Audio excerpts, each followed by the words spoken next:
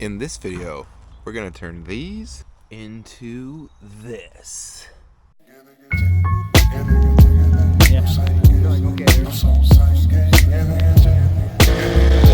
Stop it. We're not saying that on camera. We got the KC Highlights Cyclone V2 Amber accessory lights. These are only 25 bucks. Not only are they IP68 waterproof, they have 600 lumens, they have a flood beam pattern, and they have interchangeable lenses, so you could use amber, you could use clear, you could use red, but also they have a pass-through in the middle of them here that allows them to mount with a bolt, or you can use a magnetic mount on them, which means they're the perfect candidate to replace the stupid reflectors in the back of a second-gen Toyota Sequoia.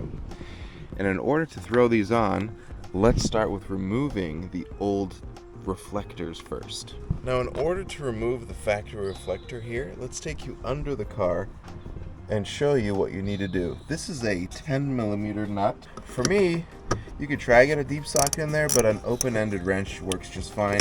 They're actually not held on very hard at all, and the nut should just come right off. And then with that nut gone, the reflector literally just pops right out.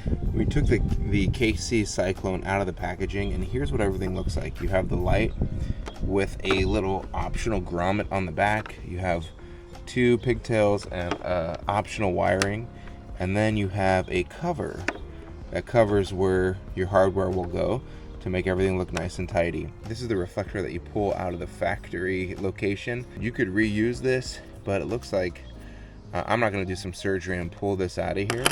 So what I did was I found some M6 hardware in the garage. Actually, I always have extra bolts lying around, and it fits through the hole of the KC Cyclone perfectly and allows the grommet to go over there. And it's almost the same exact length as the factory, it's just a tad thicker. So we're gonna use this bolt to secure it in place and throw on a lock nut on the other side, and hopefully that'll do the trick and get it in place before we start wiring. Now, since this is just a plastic hole, we need to do a little bit of massaging to get this piece of bigger hardware through.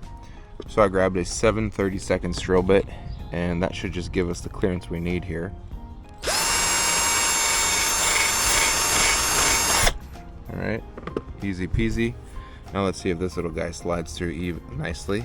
And good, there's still some resistance, but it's in there nicely. We're gonna do no grommet on this one and just put it in like that. We're also gonna need provisions to make the wires go through. So I'm gonna drill some holes, probably looks like in here. This is already a bigger hole to allow these wires to pass through. You don't really need much, just enough to allow the wires to pass through. So we'll go like that, open it up. I didn't really cut away at the material too much here. And we'll see if this goes. All right, she's in, and I'm holding the hardware. Hardware's in, wire's in, and it looks like the light just locked itself in place there. Solid. Let's tighten it down. You might need 2 hands to hold the bolt in place while you tighten it down. You don't need to get it super tight. You're not trying to crank on it, just enough so it's not loose. Optional step, just a nice finishing touch. Let's see if the bolt cover goes in that hole. Oh, and it does. Nice. One side is done. Let's move on to the other side. All right, the lights are in and they look mean. Now we have 2 options here. We can wire these up as reverse lights, and the easiest way to do that is to tap into the harness here from towing. And the cool thing is the towing little cover will tell you exactly what wire to use if you're gonna do that. Right stop and turn would be the bottom one. Running lamps will be the top right one. Left stop and turn would be the middle top one. And then backup lamps, that's the one we're looking for, is the dead center pin, and you can see it there. So if you can tap into that dead center pin, as soon as you put your truck in reverse, those should turn on, assuming they're grounded. But we're not gonna do that. I don't want these to be backup lights. That's not what I'm looking for here. I wanna be able to turn these on when I want to turn them on, even if I'm moving forward. And so I'm gonna wire these to our Garmin power switch up front. Not only does it give me the ability to turn them on, let's say if I'm backing up, but they act as somewhat of a chase light off-road. Now, before you go crazy, I know chase lights should be up high because dust isn't as thick up high. We do have one light up there for that. And the Sequoia already sits, I'd say, 4 feet up off the ground. So there's gonna be dust and everything there. But the trade-off for me is these aren't necessarily like gonna win Baja chase lights. And in fact, I should put another one up on top. This is gonna be more of a scene light for camping, a scene light for backing the rig up if we need it. Nothing is worse than getting to camp and having all your light in the front of the rig and having nothing in the back of the rig. Sometimes you just want to gut up and go to the restroom. Sometimes you want to get to the back of the rig. Sometimes you want to do something behind the rig. And just by throwing those lights on wherever we're at will really help a ton. And they spread out the beam. So that's why I'm choosing to make them that location, that low, and to be on a switch that I command. But it's totally up to you. You can put them anywhere. You can put on more than just 2. And you can wire them into your car if you want as a reverse light. So now that you know how to do that, we're going to move forward with the install.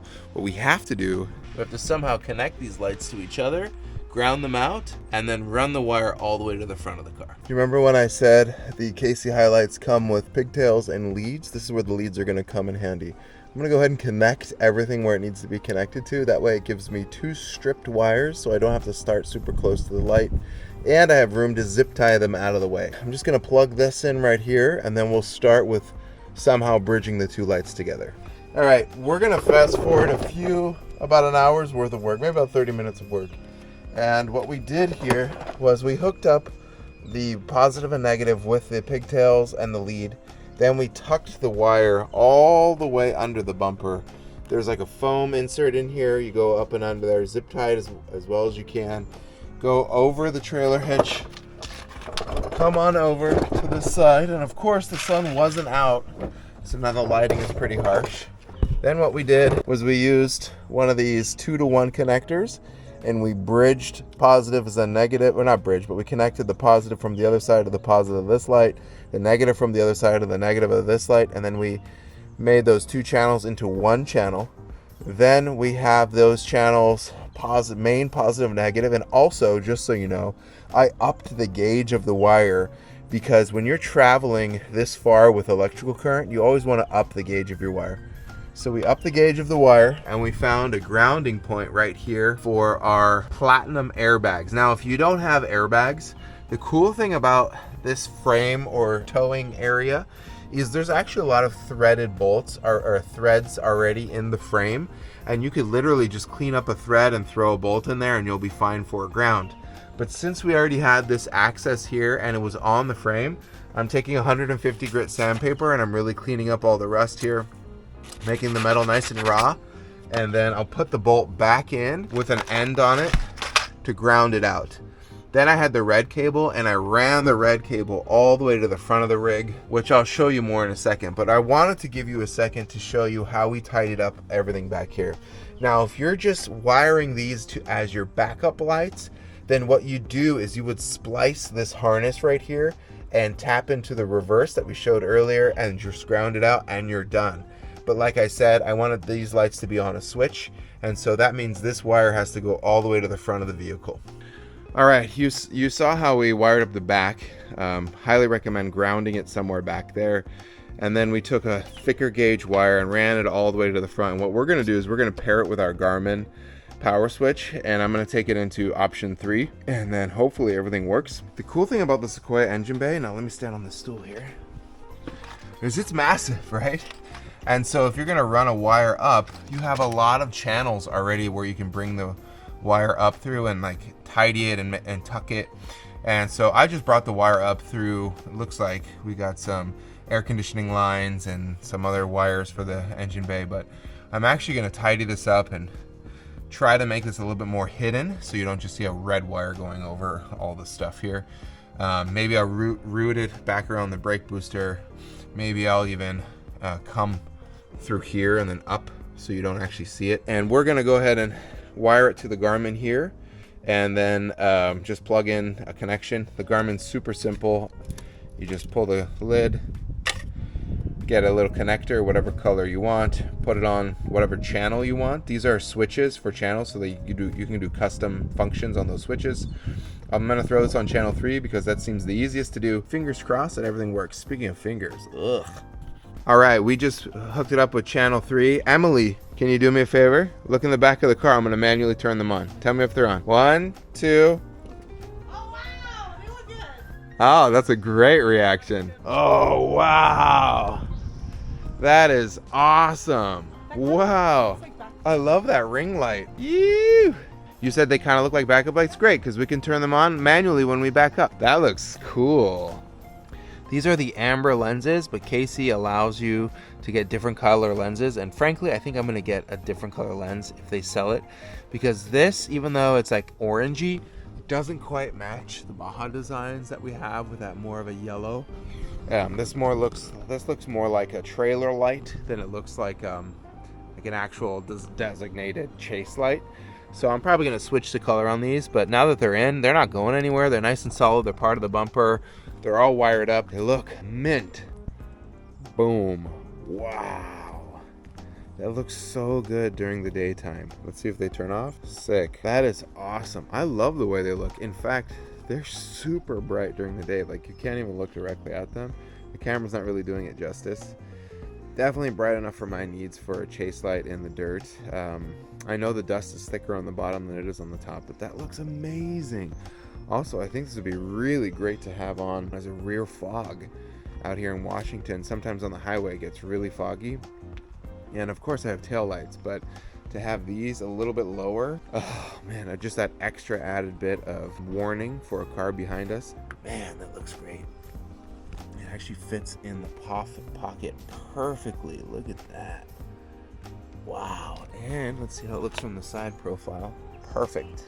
Perfect. That wraps up this video. Thanks so much for watching. This was a super quick one. Easy job. 25 bucks each per light, so $50 total, some wiring, and you can turn them on and off with the tap of your phone or from inside the car, however you wire them up. Super stoked on how this turned out. I actually saw a few viewers and fellow second-gen owners at Overland Expo PNW. It was really great seeing some fellow big tree owners out there in the wild. Other than that, have a great day, and I'll see you guys on the next one.